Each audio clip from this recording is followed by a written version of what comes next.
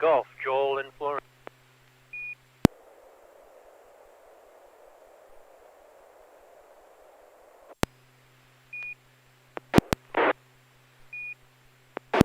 Well, good evening and happy holidays to everybody, and thanks for checking in. I got Kilo 3 Romeo Echo Hotel for Anders in Folsom. Thanks for checking in. I got Kilo Lima 7 Hotel Quebec Romeo Neil N6PGQ. I've got Bob and AI6DG Joel and KP4MD Carol. Thanks everyone for checking in. Do we have any other check-ins? Kilo November 6, Quebec November Juliet, James in Gold River. All right, James. Do I have KN6QNJ? That's right. Thanks, Wilson. Yes. All right. Well, welcome aboard, and good evening to you. Thanks for checking in. Happy holidays to everybody. Do we have anybody else?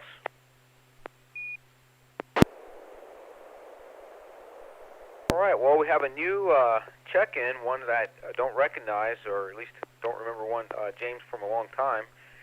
So let's get started. Boy, this will be fun. So K3REH, Anders, out there in Folsom, if you're ready to transmit, go right ahead. All right, this will be a quickie, a Robot 36.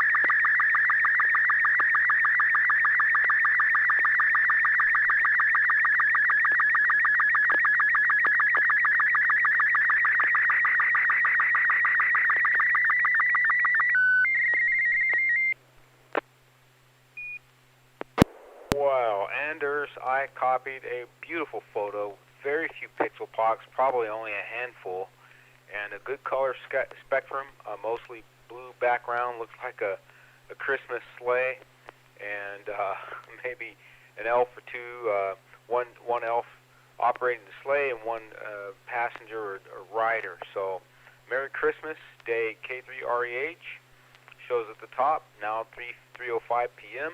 Well, that's what I copied. Nice work, and we'll turn it over to Neil, KL7HQR. Were you able to copy anything from Anders?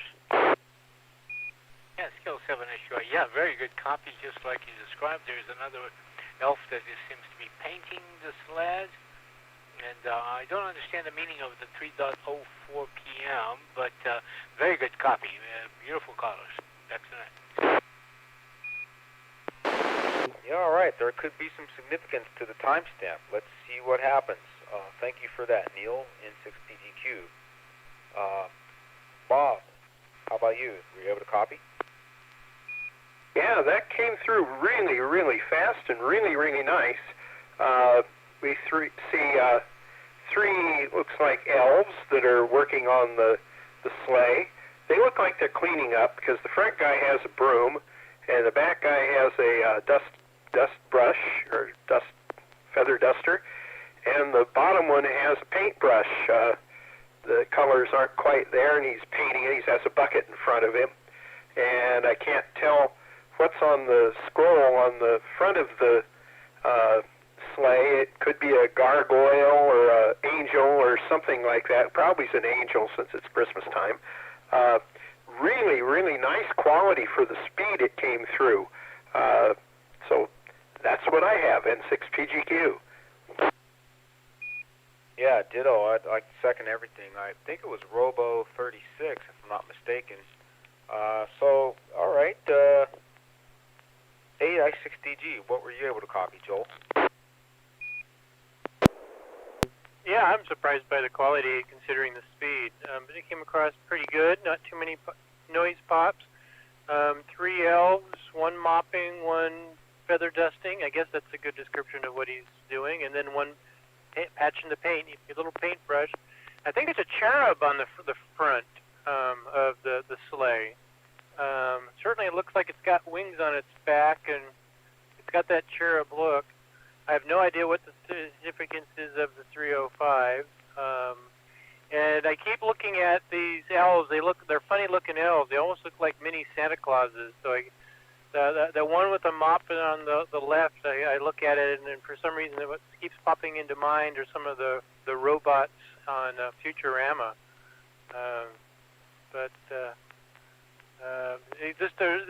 This mode being a different mode. Just another reminder. So maybe we should sometimes try something different. Back to net AI6DG.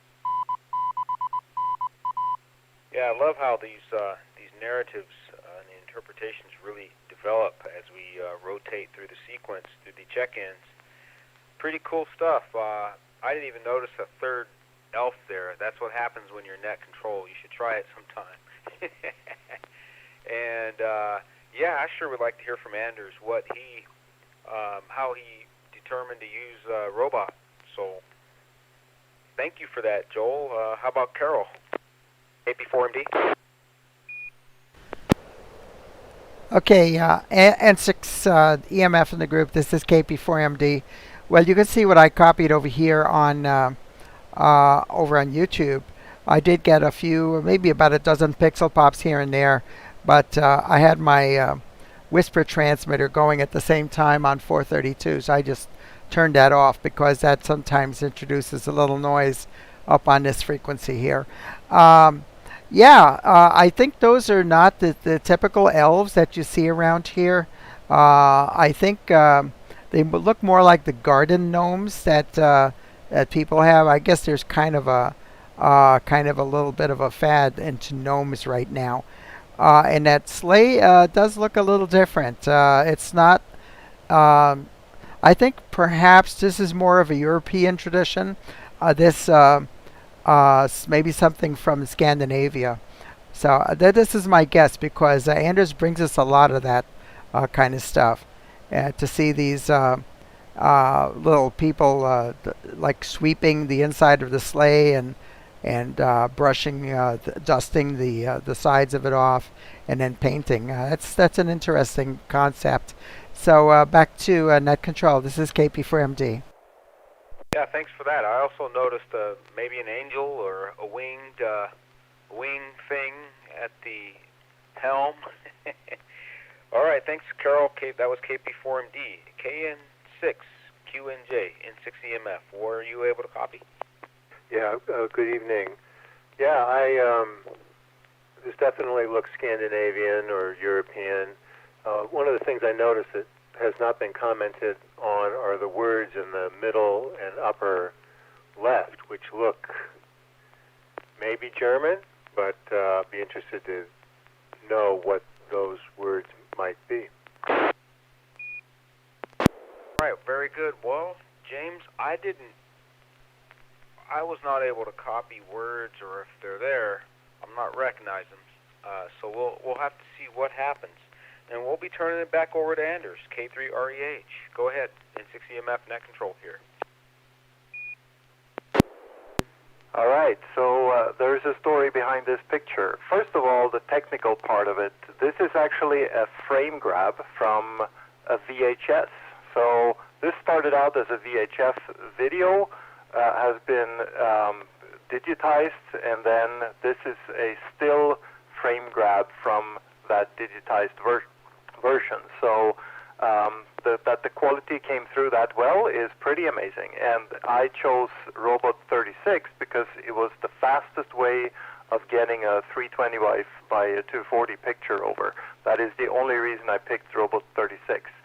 And obviously the raw material here wasn't great, so I just bumped up the gamma a little bit to make the picture a little more, the colors a little more popping, and that's all I did. And then put the text on top of it, and that is the secret. I'll tell you about that after a short break.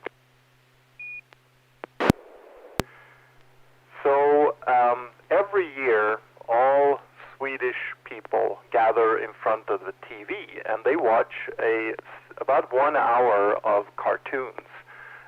This is the first of those cartoons in the in that 1 hour potpourri, and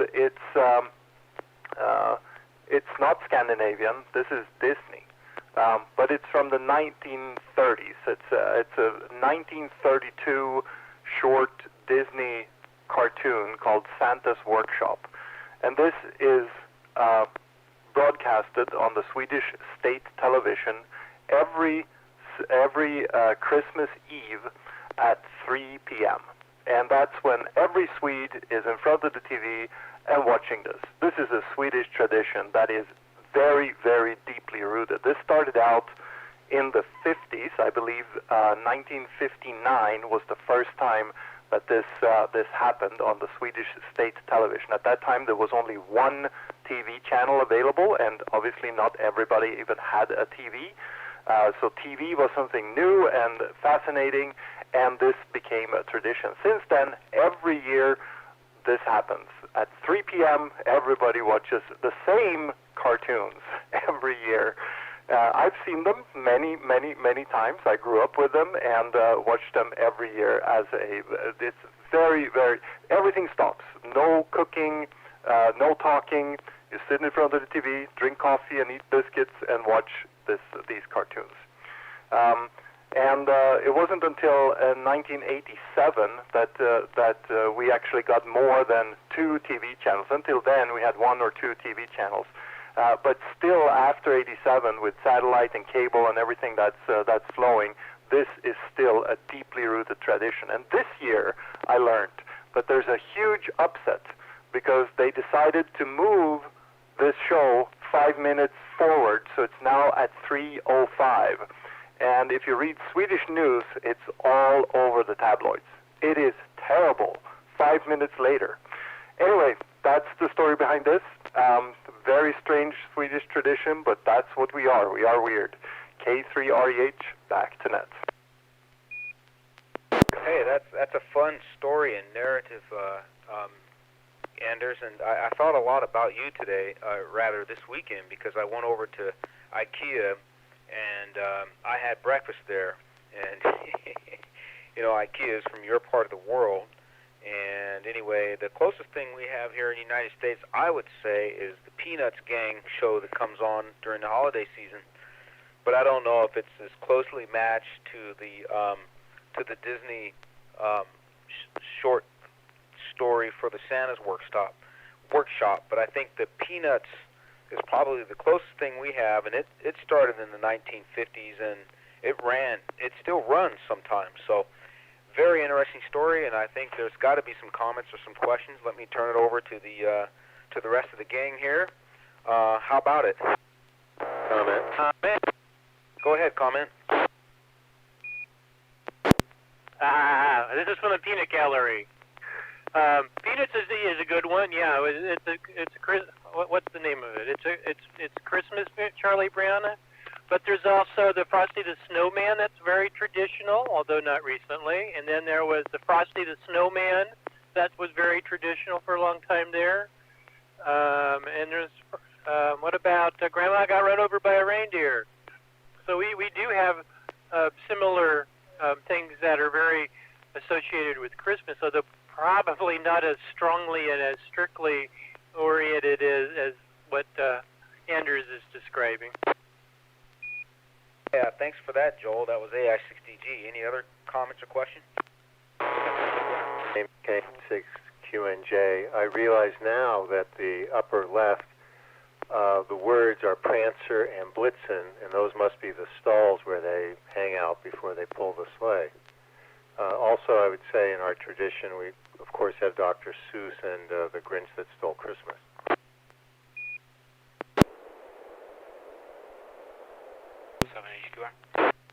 Go ahead, Neil. Thanks for that, James. Yeah, well, as you can see, we have plenty of traditions, but since we have many, they're not exactly the same as having one. The other one that I could mention is the Christmas Story that we, in our family, will watch every year, the movie. But this is quite interesting, and I really want to thank you, Anders. My wife, Sandy, has a Swedish background, And this is, she came over and just watched and was listening. So appreciate that was good new information for us. Back to that. You're gonna shoot your eye out, kid.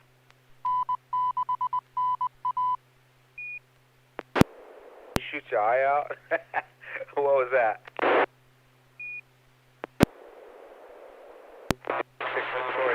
Story. CI6DG. That was a lot of fun. Any other follow-up questions or comments? Thanks for all the discussion, all the traditions. I think that I learned something tonight. You know, I didn't grow up with a lot of TV, actually, and Charlie Brown was the one I remember the most for some reason. And I do remember the Snowman, but didn't watch it as much. Anyway, I listen to the radio a lot. Can you imagine that? N6EMF. Any others? All right, that was fun, and thank you, Anders, indeed. Thanks for bringing that to the show. And for any of the YouTube viewers out there, I want to thank you for taking the time to drop in with us and say hello, or rather visit with us. And how about KL7HQR? If you're ready, go ahead and transmit a photo. Roger, I did not think about Christmas. I apologize. So mine has nothing to do with that theme. So here we are, PD1 train.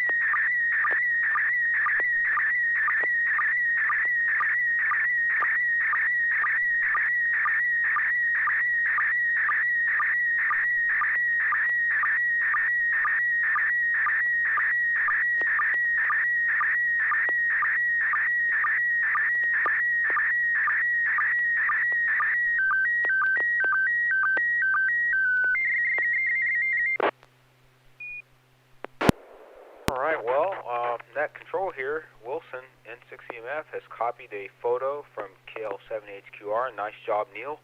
Pretty good brown color spectrum. Looks like an autumn leaf that has fallen on the ground, maybe in the sand. There's a reflection, or there's a shadow of the leaf in the background, and a droplet of water that serves as sort of has a lens effect on the leaf.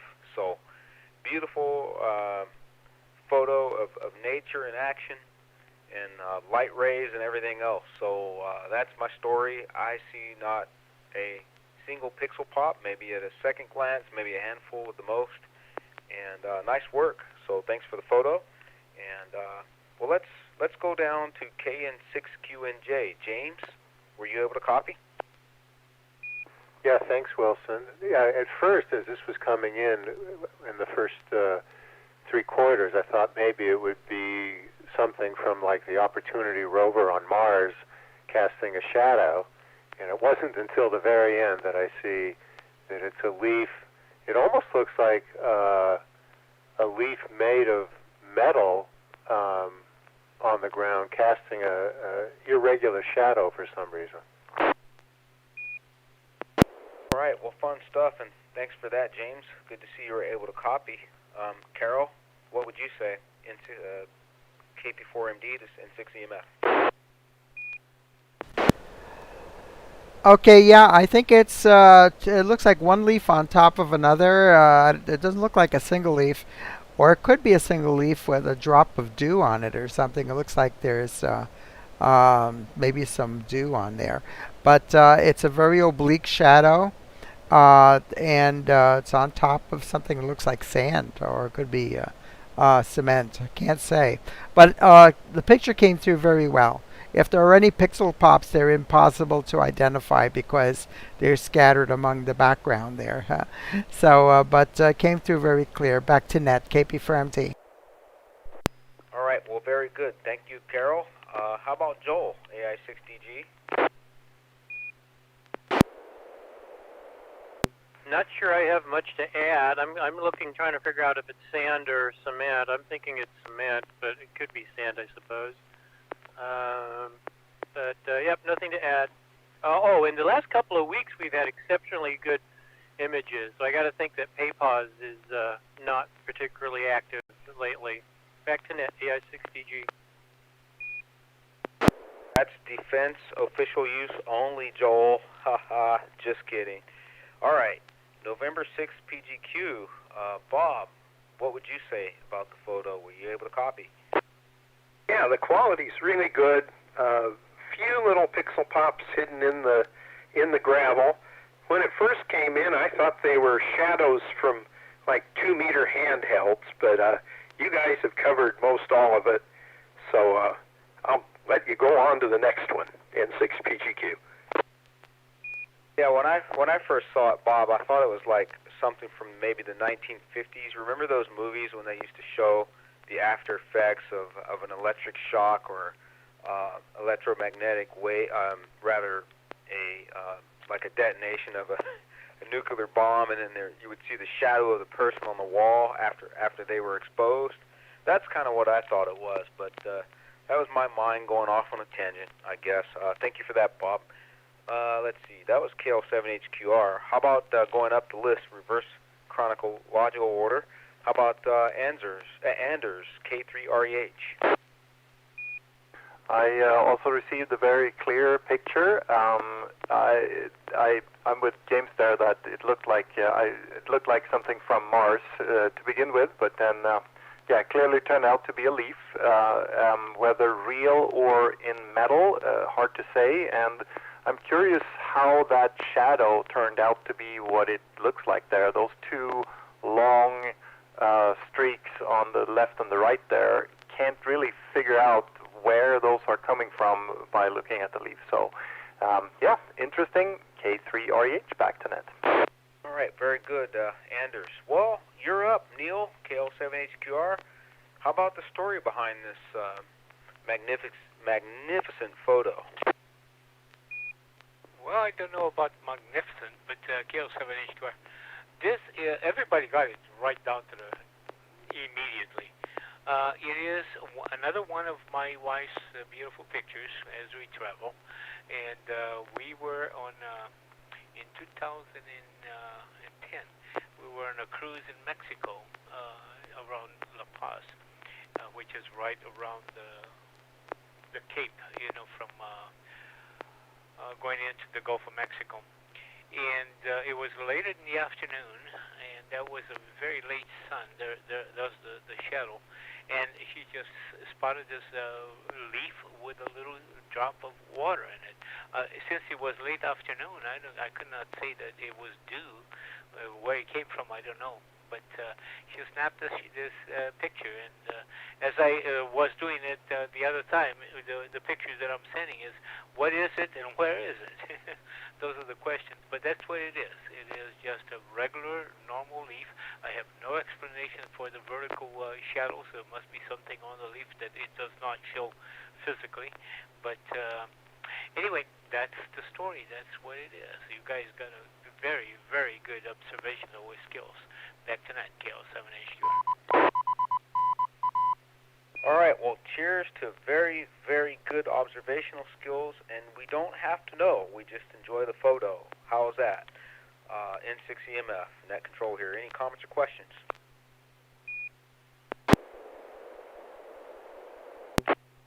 Very good, Neil. Thanks for the photo. N6PGQ, if you're ready, go right ahead.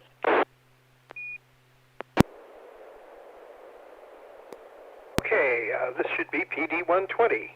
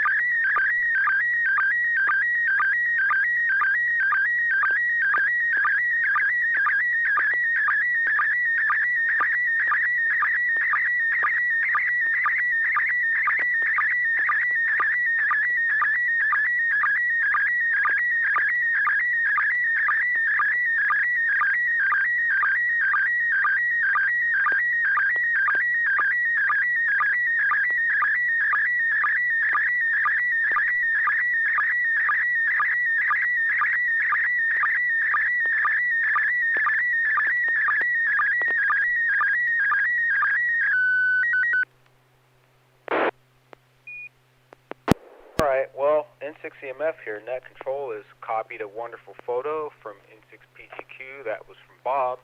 And I'll tell you what, my first impression was it must be a bespoke, tuned Porsche Carrera engine exhaust system or the intestines of a Porsche engine. Some of you may know I spent 10 months last year removing and doing maintenance and repairing and reinstalling the engine on my Carrera, and this looks a lot like that. But knowing Bob and having a son in band and music in high school, I'm recognizing this as some kind of wind instrument. It's a brass instrument. I don't know what it's called, but I'm pretty sure we're going to hear all about it. And it looks very interesting. So let me turn over to Anders, K3REH. Were you able to copy? Excellent copy, clearly brass, and I wasn't a brass part of the brass part or part of the orchestra myself. I was a clarinet player, so I was near them. But I would say that there are too many back and forths here to be a regular trumpet. So I would guess on some form of horn. That is my wild guess, that this is a detailed picture or a detail of a horn. K3REH, back to net. And I would have to agree. Well, thank you for that, Anders. I think you're pretty warm on the horn. And how about Neil, KL7HQR? This is KL7HQR. I agree with him with the horn, but I honestly think it is the horn of a possibly an automobile. It could be a tuba, a miniature tuba horn element for an automobile. That's my best guess. I think I biased you when I talked about a car engine exhaust system. So maybe it is a horn for a car. Let's see. Thank you for that, Neil. Well, I can't ask PGQ just yet. How about Joel, AI6DG? I like this photo. It's got some interesting composition, and it's interesting to look at.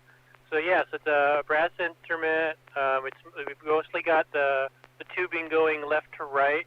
We've got 3 rotary valves on the right. In the center rotary valve, we've got the tuning slide coming off to the left with the ring on it to pull it and adjust it. And it's probably another tuning slide just off the screen to the left, off of both of the upper and lower rotary valve also. You just can't see enough of it. And all the tuning slides are pushed in all the way, so you don't see the joint so much. Looks like there might be some up and down in the background.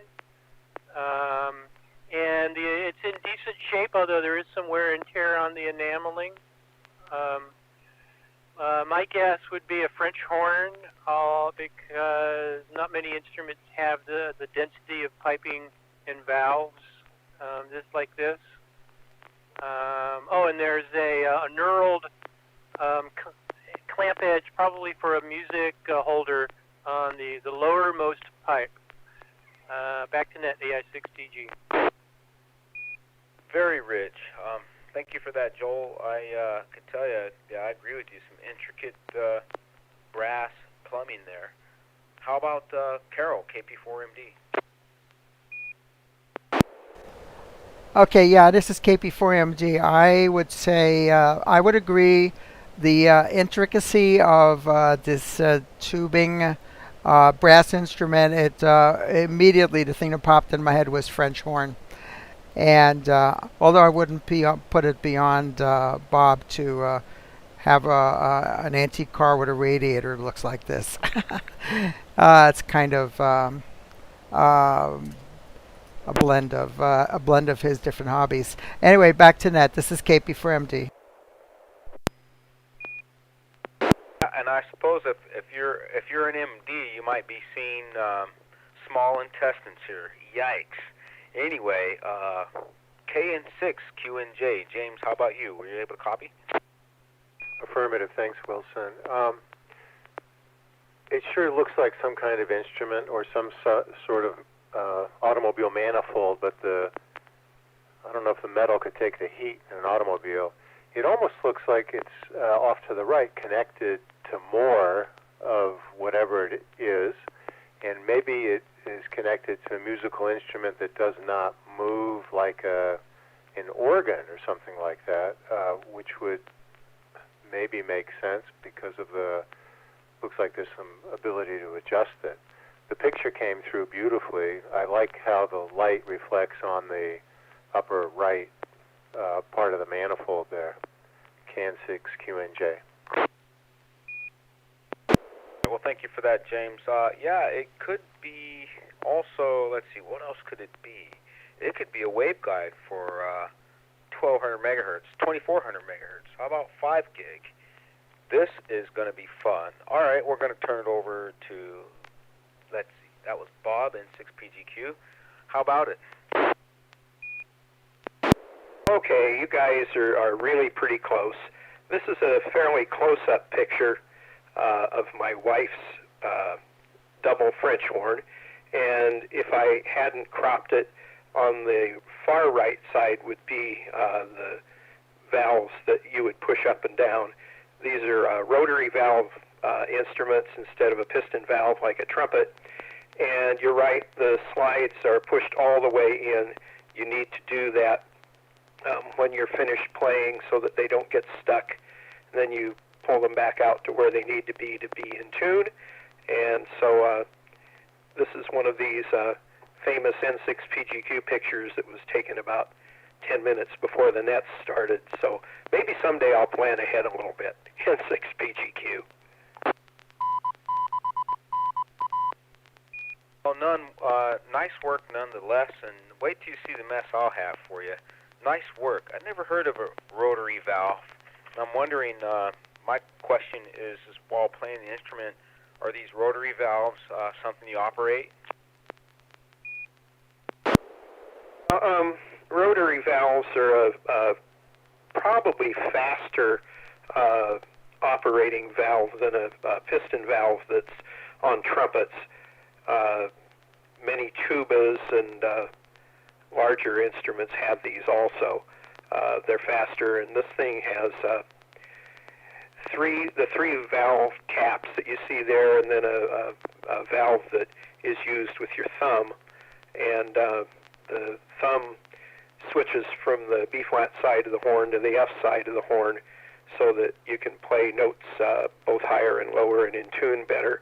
And so these are double valves. There's a set of the tubing on top of each other for both sides of the horn, and then it combines back at the end. N6 PGQ. All right, well, quite interesting. Thanks for the explanation, Bob, and much appreciate the photo. Very pretty photo with some nice brass reflections there. So, any other comments? Thanks for the photo, Bob. AI60G, if you're up, you're up. AI60G, back to... Go ahead. Again?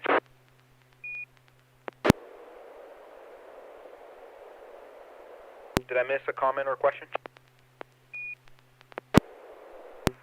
Am I getting through okay?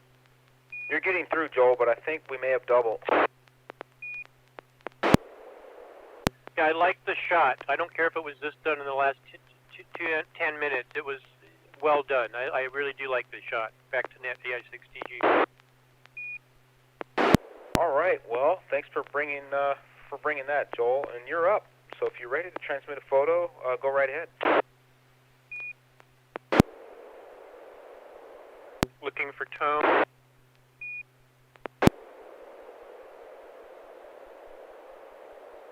No tone.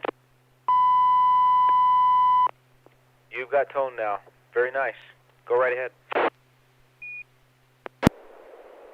The I6DG sending an image, and this is PD120.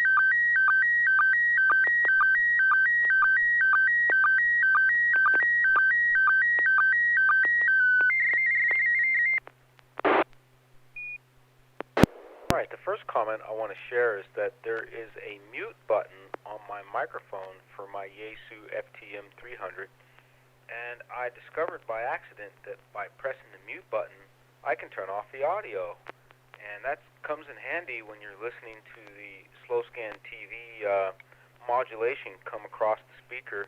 You can turn that off so it doesn't burn you out. So I had that off until I could see the entire photo come through, and that was quite nice. But the top 2/3 of the photo that Joel sent came in pretty clear. It's an aerial landscape photo, and the bottom 1/3 has a lot of noise, but I can still make out the gist of the photo.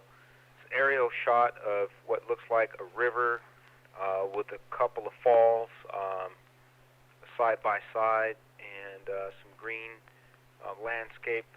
And if I had to guess, it's in the Niagara Falls area because it's something that Joel has featured a lot in previous slow scan TV photos. So without going too much further and seeing if I could share the fun, let me I'll start off with James, KN6QNJ. Were you able to copy? Yes, James, KN6QNJ. Thanks, Wilson. Yeah, it does look like an aerial shot of Niagara Falls, although I've never seen it from this perspective, if that's indeed the case. I do see spots particularly on the right side of the photo. There are spots throughout. I don't know what you call those, if those are pixel pops or something else, but they're dark against the light colored of the water. But yeah, I'm guessing it's an aerial photo of Niagara Falls. Very good. I'm guessing that's what it is too, and I'm wondering if everyone else saw the noise at the bottom 1/3 of the photo, and it could have been because I was playing around with the mute button, but it could be something else as well. So going back up reverse order, how about Carol, KP4MD? Yeah, this is KP4MD. No, I didn't see any noise in the bottom third, but it's a nice clear aerial shot of looks like Niagara Falls, and I know that that's the theme that that we've been seeing with the pictures from AI6GG. And I don't know. I mean, he's such an intrepid adventurer climbing mountaintops. I was wondering if he was up actually in the air or flying a drone and taking a picture down at this thing at the time. But it's a nice clear shot, and I've never seen it from this perspective either. So back to net. This is KP4 Mike Delta. Thanks for that, Carol. I'm realizing from looking at a lot of Joel's photos that when I do travel, and I don't tend to travel a lot, but when I do travel, I've neglected throughout my life to either take photos or figure out a way to retain and protect those photos, because I have lost some good photos over the years due to file corruption or whatever, loss of data. Anyway, let's see. Let's skip over Joel going up to N6PGQ. Bob? Well, I would assume it's also Niagara Falls. Obviously, it does not look like it's wintertime. Nothing's frozen, and there's green grass in the foreground, and bridge over the Niagara River to the left, and good picture. It doesn't have very many pixel pops, and the quality's good in 6PGQ. All right, very good, Bob. Thank you. Anders, K3REH. Are you still with us? If you're there, let us know what you think.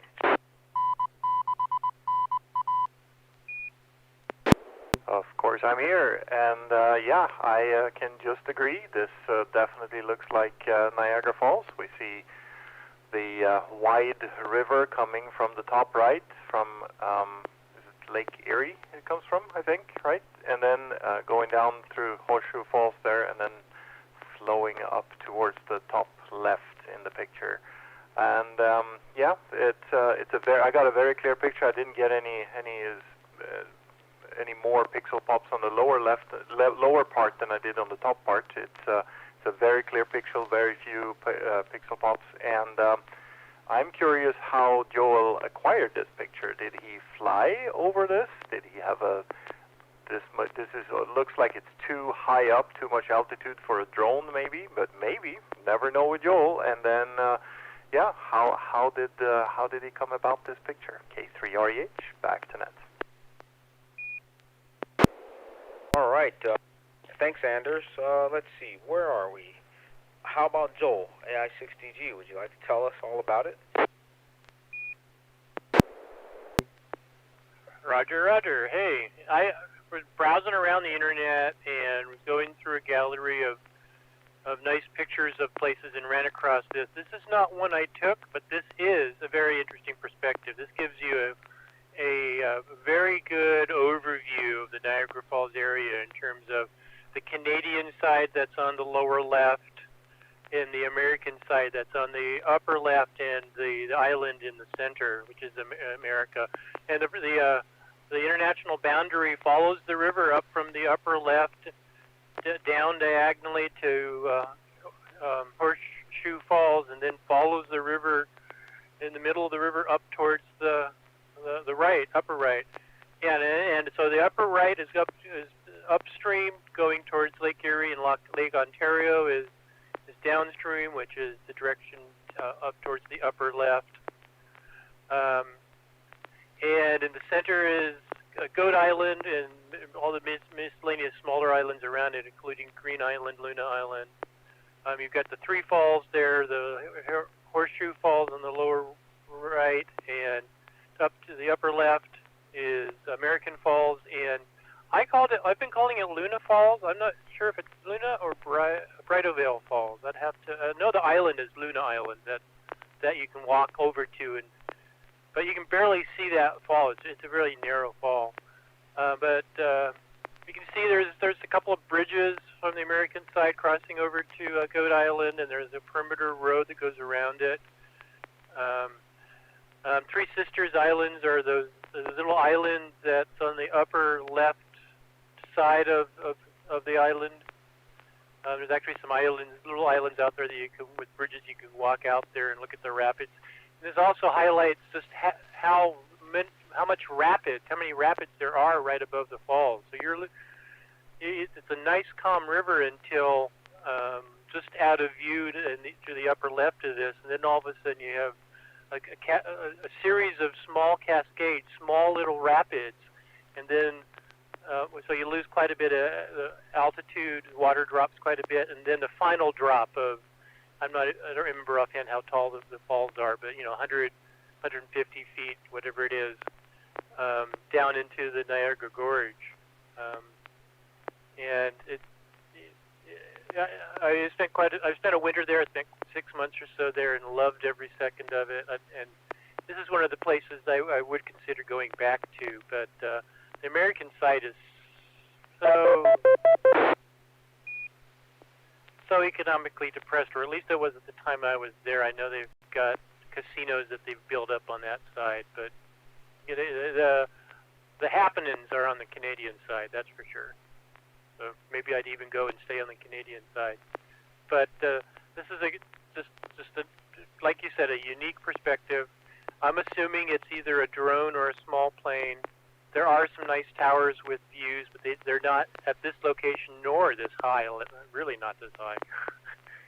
I could point out some of the landmarks, but I'm not sure you have resolution where you would be able to even pick them out.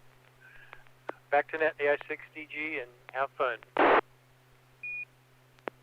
All right, thanks for that perspective, and thanks for finding a nice photo to share tonight for the Slow Scan TV cast. Do we have any comments or questions? Appreciate the explanation.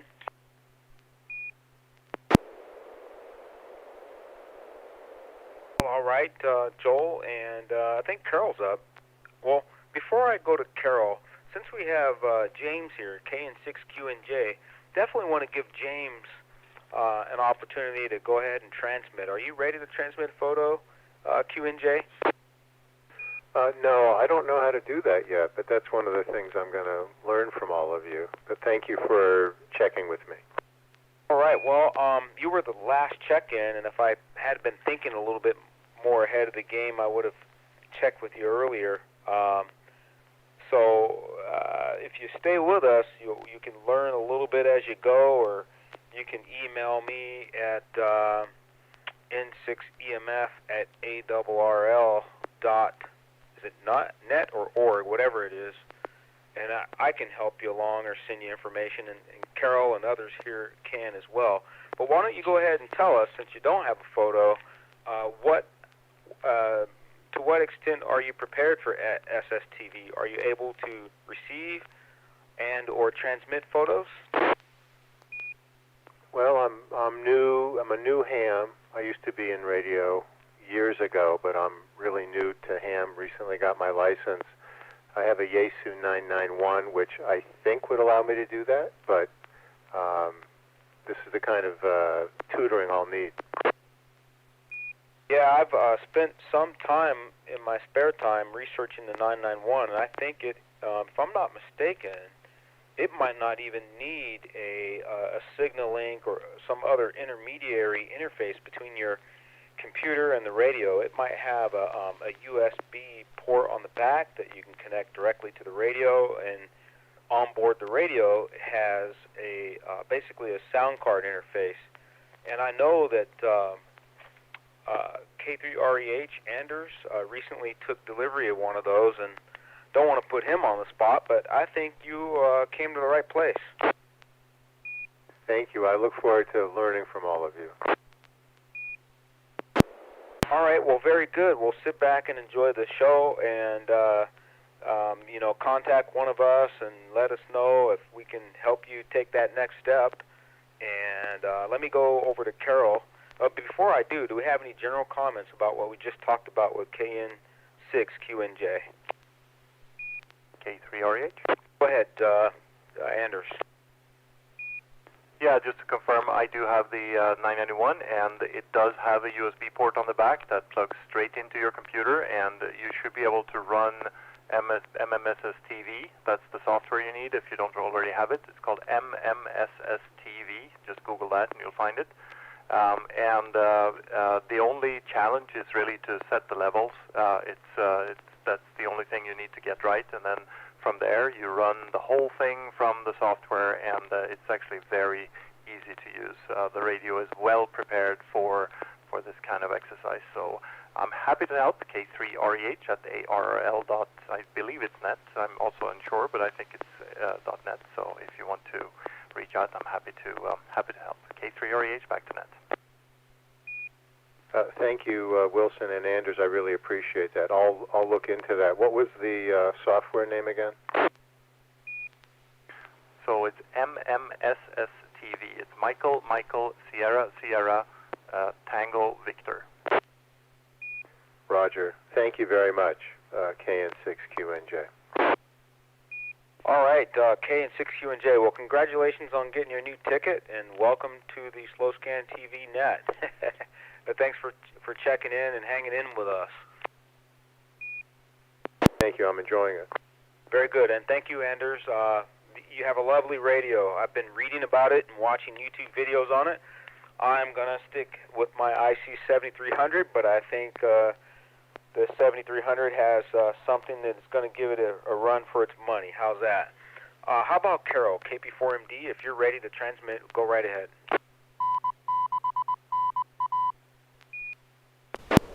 Okay, yeah. Before I actually transmit, I have a question for KN6QNJ.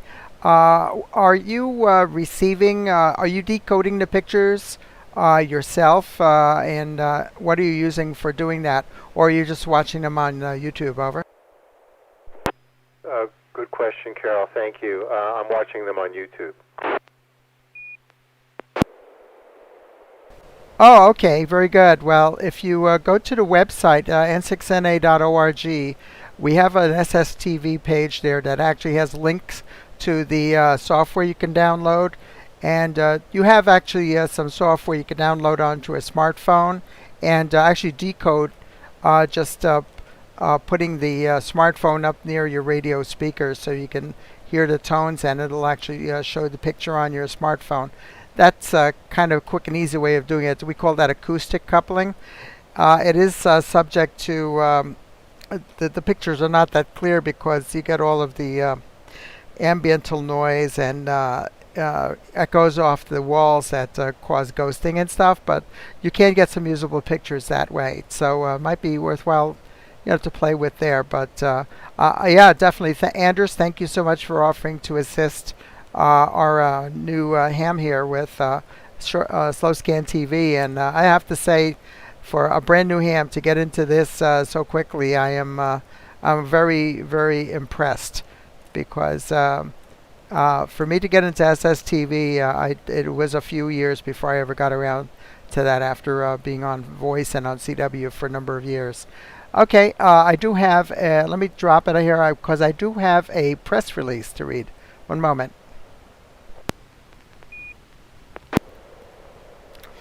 Okay, this is general information it's a release from AMSAT, and I think some of you may have got this already, that the amateur radio aboard the International Space Station, that's the ARIS, it has an SSTV event coming up December 26th. They're starting at 1825 UTC, and they're going to be continuously sending slow scan pictures from the International Space Station up until December 31st at 1705 UTC.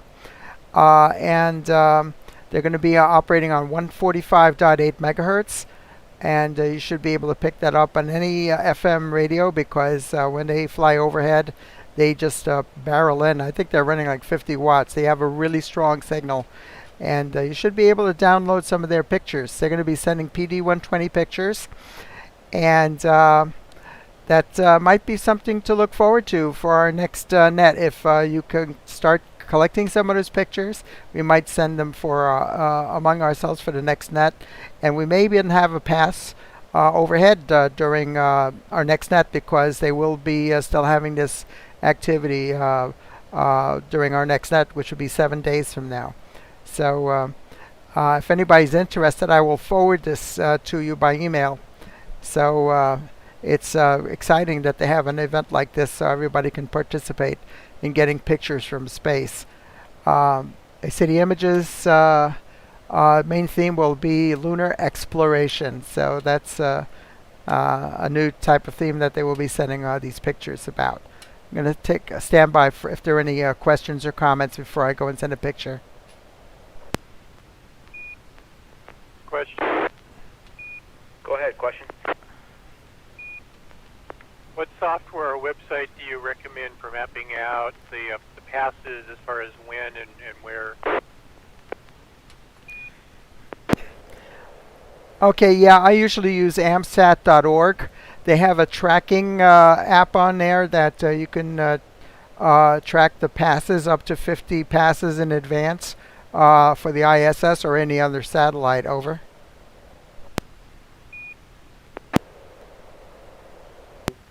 Roger, I'm on. I see under satellite info there's a pass predictions item. I'll try that out. Thanks for the info. Back to net AI6DG.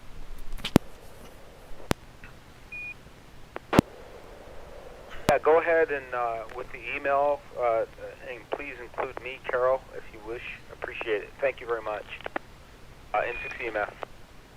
Carol, if you're ready, and by the way, thanks for the announcement on the International Space Station flyover 5 UTC for some slow scan TV images on December 26th, if I read you accurately. Thank you.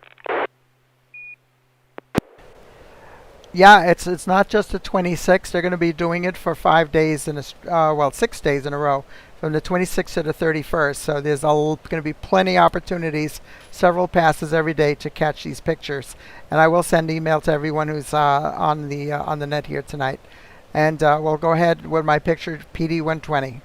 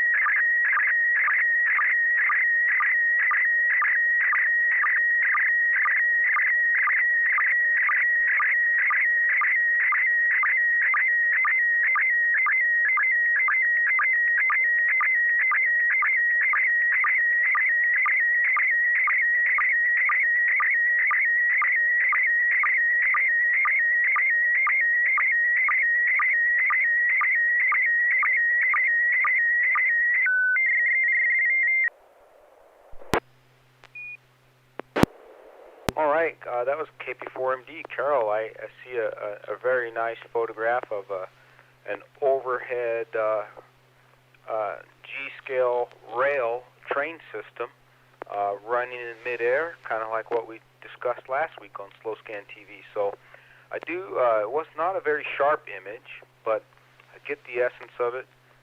Looks like possibly a restaurant or a hobby store, and quite a few pixel pops, but very nice photo, very thoughtful photo. So thank you very much. And in the background, I also see Christmas decorations. How's that?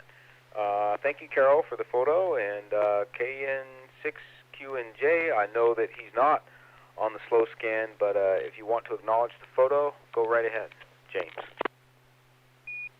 Yeah, this looks like something you'd see in a department store or toy store. It looks like it's in a commercial space because of the old acoustic ceiling, and it looks like it goes all the way around the room above everybody's head. So, very cool photo, and at least on YouTube it came through very clearly. All right, very good. Thank you for that, James. I'm going to go to the top of the list now. Anders, go right ahead. K3REH, N6EMF. So clearly a picture for property management to change that ceiling tile. Yeah, I got a good picture, plenty of pixel pops evenly spread across the picture, so not that bad. And the train itself is clearly moving. It's out of focus, and it looks like it's a speed blur. And I also see those decorations in the back there. I think they're Christmas decorations, but they look kind of blue. So yeah, no, it's probably maybe a recent picture. Could it be? K3REH, back to net. Right, very good. It was a hot topic last week on Slow Scan TV Net when Net Control sent a photo similar to this one. So thanks for sharing this one, Carol. And trying to remember the name of that restaurant you recommended. I was trying to get over there every day for the last 3 or 4 days and just didn't make it out that way. But I did go to HRO today. Neil, KL7HQR, go right ahead. This KL7HQR. Well, comparing my picture to what I see on YouTube, quite a few other pops on the picture. YouTube seems to be very clear, which is normal since Carol sends the picture. But again, a beautiful picture of the train with a couple of wagons behind, and I agree, it looks like some Christmas decorations in the background. And again, interesting mention about the property maintenance for that ceiling tile. But the picture came through very, very nicely. Back to that. All right, well, thank you for that, Neil. And N6PGQ, Bob. Don't have much to add. I might think that it might be an O-gauge train. It doesn't look like the proportions are right for the larger gauge, but came through real well. A few pixel pops in the ceiling that you can see, but nice picture of the train up in the attic, roof of the building there. N6PGQ. Thanks for that, Bob. Very good. Joel, AI6DG. So the top half is the train on the trail, track. The rods coming out from the acoustical ceiling with the tiles and the T-bars. The two rods coming out of the ceiling kind of do a little upside down U. Well, not upside down. I guess it's upside up U to go underneath the rail to support it. What I thought was a tear in the photo, the rod on the right, I guess, actually does a bend. So it looks like it's spliced off to the left as it goes down, but I think that's actually a bend in the bar that we just can't see from the way we're looking at it. What's confusing to me is the lower half, quarter, third of the photo, because we see these these rails and curtain rods falling off of them and Christmas decorations. There's so much going on in the bottom half. And my first thought was an emergency room with the separators between the different beds or stations. But, then you mentioned restaurant. So I'm thinking, yeah, it's probably that restaurant that was mentioned before. And the partitions I'm seeing are the COVID personal protections to separate off different dining areas. And it looks like there might even be an aquarium off on the extreme lower left. Back to net, AI6DG.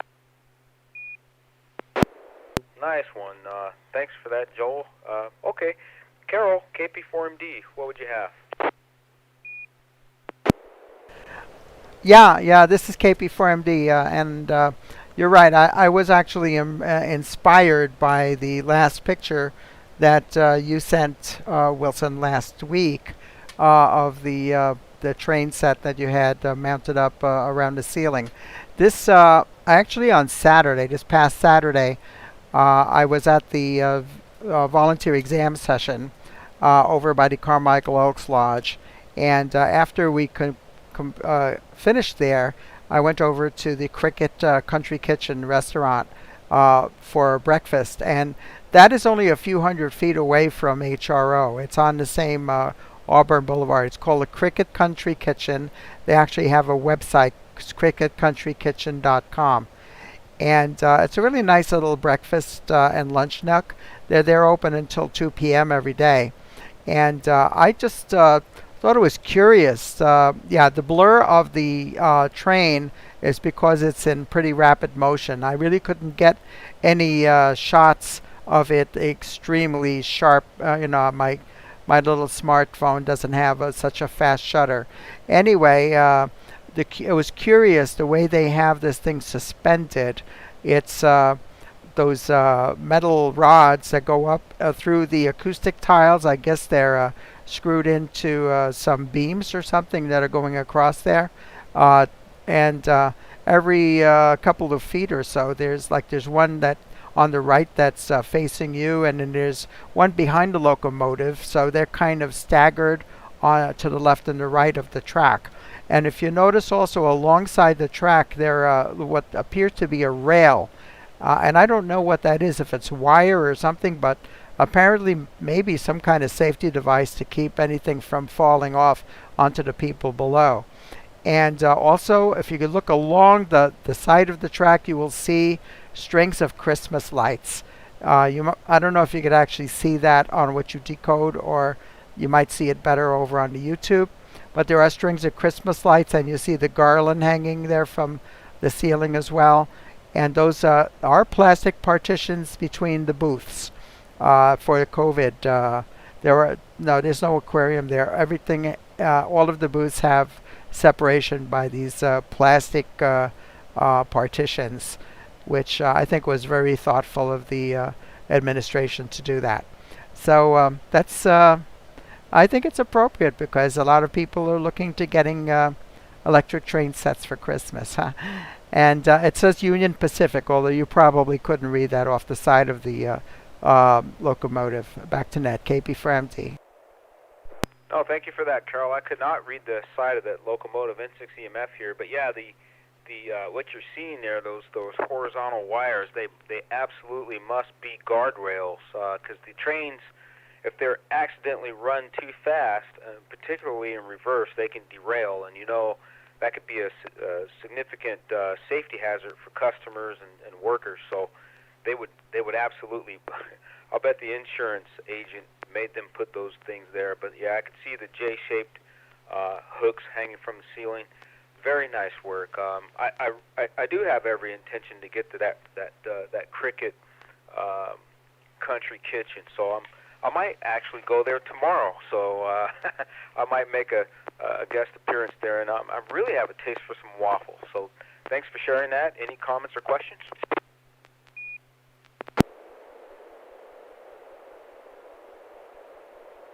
All right, nice work.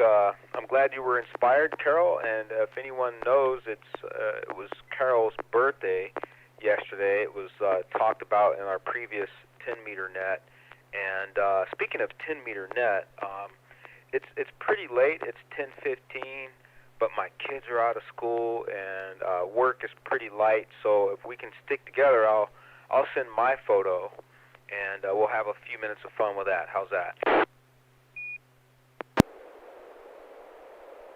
I'll be around. Go ahead, KL7A, sure. All right, this will be Robot 36. It'll be quick, and here we go.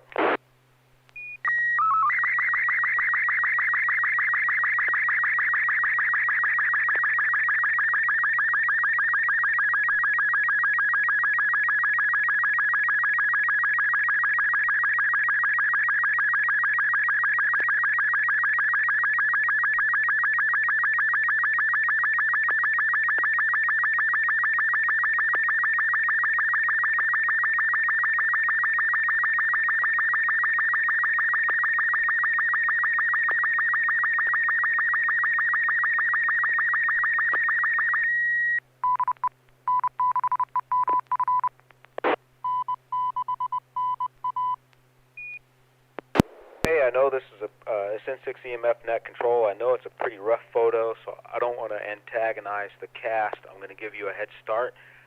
This is a picture of a section of my backyard with a new antenna that I purchased. It's called a Comet Antenna brand toy box. Part number is HFJ-350M, and it's a multi-band radial. You can't really see that in the photograph, but what I do have is a pitch roof mount system that I salvaged from another installation. The white thing you see vertically there is a section of half-inch PVC pipe, and you might see a glimpse of a 14-gauge solid copper insulated green radio going off to the right. Well, there's another radio going straight ahead you can't see, but the vertical is above that white pipe. And what this toy box is a multi-band toy box that you can assemble in segments.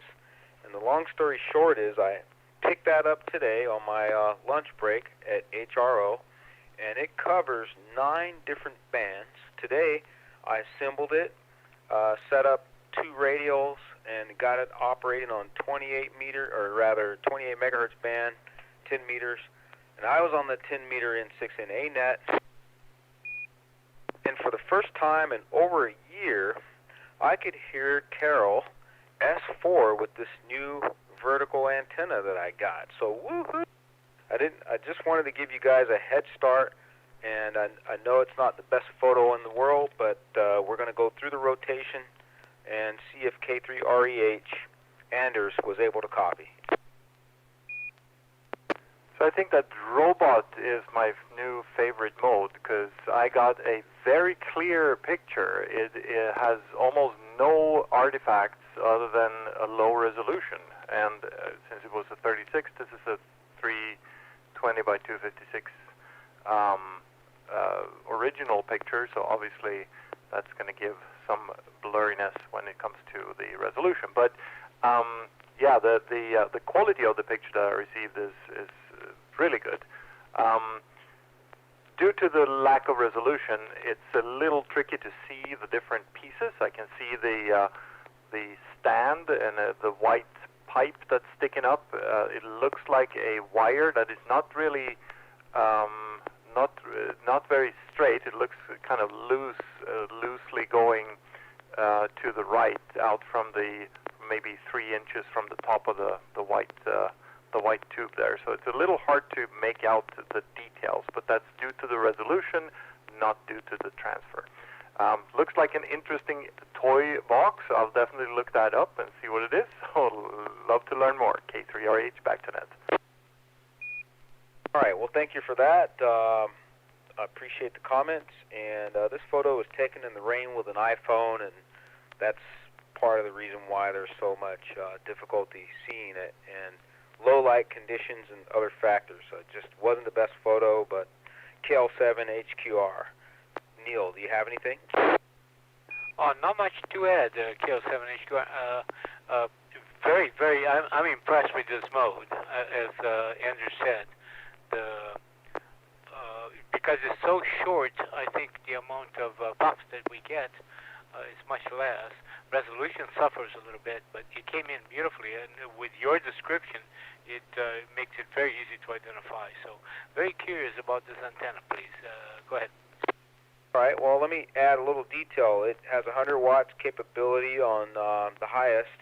It has 5 pieces in the bag. It has a base coil with selectable jumpers between the bands that you use with an accessory jumper plug, and then there's a 1.8 meter expansion coil that's optional to put in there that comes in the kit. There's another expansion coil for 3.5 megahertz, and then there's a telescopic whip, which is stainless steel. You can't really see it unless you look real good in the photo. But when you put together for 10 meters, you don't install the 1.8 megahertz or the 3.5 megahertz coils. You just put the telescopic element on top of the base coil, set it for 28 megahertz, and then adjust the element, the telescopic element, to the right length. So there's part of the story. Let's see. Thank you for that, Neil. How about Bob, N6PGQ? Don't have much else to add. Just the quality is really good for the speed it came through. If you could put something maybe online or send it out to us about the antenna, how hard it was to put together, and how it worked, it'd be appreciated. N6PGQ. Yeah, it'd be a pleasure to do that. Like I said, for the first time I could actually hear Carol on the 10-meter net, whereas before I couldn't hear her at all. And I actually heard you, Bob, at about a Q1, I would suppose, and I'd never heard you before. So, and I was able to switch back and forth between 2 separate antennas with my tuner, and clearly this one here is better. So, but ironically, GCM up on the hill, I couldn't hear him as good. So anyway, thank you for the comments, Bob, and I'll write up something. AI6DG, how about Joel? So how tall does this get above the white thing when you've got it in the different bands? Just curious. I mean, we can't really see the antenna, I don't think. I see the non-penetration roof stand without any cinder blocks in it, which you probably need if you go. Although I realize this is a temporary install, so it doesn't need to be super sturdy. But then all I see is, I guess, the radials, or signs of the radials, because I can't really see all of them, and then the white that's on top of what's coming out of the stand. I'm assuming the antenna is above that, and I just can't see it. So what's the range of the height of that above the PVC? And I'm impressed by this mode also. Back to net, AI6TG. Yeah, thanks for the comments on the mode. I just following in Anders' footsteps with the Robot 36 there. So yeah, that went through fast, and glad to hear the feedback. But yeah, the black part of the steel stand is by the way, is something I got from that SK home where I picked up the 21 element periodic log antenna that we talked about maybe a week ago or 2 weeks ago. But anyway, this pipe is at an angle, and you can't see that in this photo, but that the top of the black stand is probably only 3 feet off the ground, and then that section of PVC is probably about 2 feet. And I basically use zip ties and electrical tape and some insulating foam to kind of attach the the base coil piece of the antenna system. And the whole thing is probably about 12 feet off the ground. I think this is an 8th wave element, and they're recommending quarter wave radial, but instead of 1 radial as recommended by the instructions, I put 2 radials in, and I wanted to add 2 more, but it started raining, and I was in a hurry to get this done today. I hope that answered your question, Joel. So how high above the white PVC does the antenna go? The antenna is only about 4 feet tall, maybe 4.5 at the most. So I'm not sure if I captured the whole telescopic piece in the photograph. The lighting conditions and the rain made for a really difficult photography here. So, but if you measure from the ground up, it's probably a good 10 to 12 feet. But right at the top of the white part is where the base coil is, and just about 6 inches above the white part is where the telescoping part starts.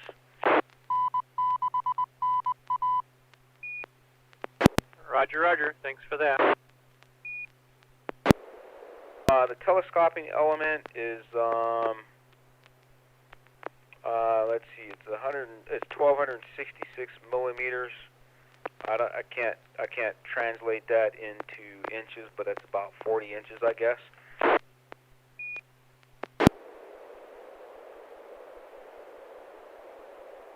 All right. Well, thanks for the questions, Joel. You got me thinking. Carol, KP4MD.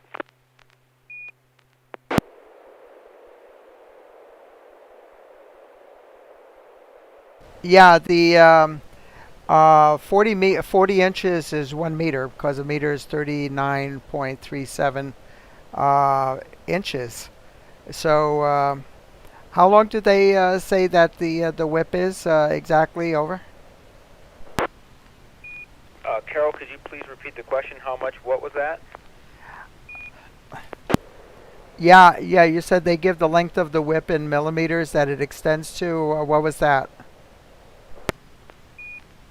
Oh, I couldn't. It's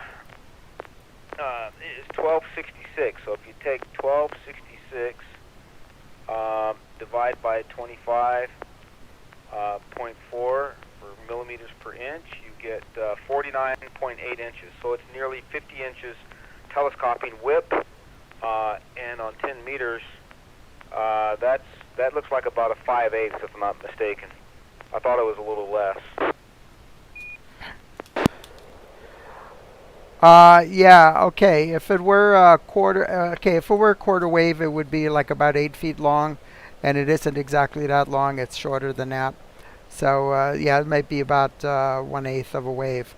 But I wanted to say that if I'm not mistaken, I've looked at that antenna before, and it looks to me like it cost about the same as the AH1 that Elecraft sells, but it covers so many more frequencies. So it seems to be it's a portable. It's an antenna that would mate very well with your KX2 and give you access to all of these other frequencies that the AH1 would not offer.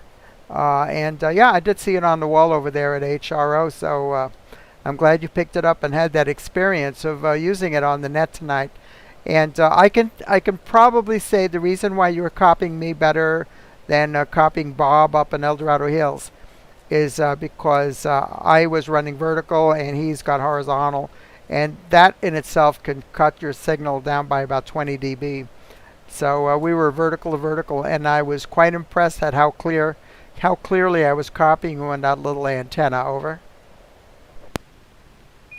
I copy. That's very good feedback. I was really trying to achieve better local performance. Really probably need to get up there and troubleshoot my inverted V dipole, but appreciate the feedback. On this antenna, it's a little fickle though. You gotta really play with the different radio lengths and the different telescoping lengths, and you have to switch out the loading coils to make it all work on different bands. So there's no free lunch in this antenna, but it really does work well, and I intend to write up something. So yeah, thanks for sharing your observations and the feedback, and thanks, Carol. KN6QNJ. I know James is out there. Did you have any comments, questions? No, thanks for sharing this. I'm doing research on what vertical antenna I should get so I can hear Carol better when we do the 10-meter net. I have a horizontal NFET along the side yard right now, so it gets a little hard to hear. So I've been looking for for a vertical. I was also looking at another Comet that's about 23 feet tall, but you don't have to make any adjustments. The challenge, of course, for many of us is I live in an HOA, and so trying to conceal something like that would be hard, whereas something like this might be doable if I'm willing to make the adjustment. I think you could even run this in your house at a very low power level if you felt comfortable with it, or just right outside the window. But I was really set up to do a homebrew end, but just ran up against the wall with other obligations and ended up throwing money at it, and ended up with this, which walked out of the store scratching my head. But I'm happy with it, and it's not going to stop me from experimenting with homebrew antennas. I've been doing a lot of reading about verticals and grounding systems, ground planes, and stuff like that, and there'll be a lot more discussion on that in the coming weeks with the club meeting and this and that. But just want to let everybody know I had a lot of fun with my vertical today. I've done a lot of bedtime reading on verticals this week, so I'm coming up to speed. How's that? N6EMF. Well, all right. Carol, let's see. You got your photo. Everybody got a photo out tonight. And James, if you'll stay with us, if you'll just check in with your friends here, or your cast on the Slow Scan TV Net, we'll get you on the air. How's that? And for now, I want to wish everybody a Merry Christmas. Sure did enjoy all the photographs, all the discussion and questions and answers. Wish everybody a Happy New Year. I'm going to say thanks to all who participated in tonight's Slow Scan TV Net. I want to thank everybody out there on YouTube who's watching, and Carol herself for preparing the YouTube streaming function and the recording function.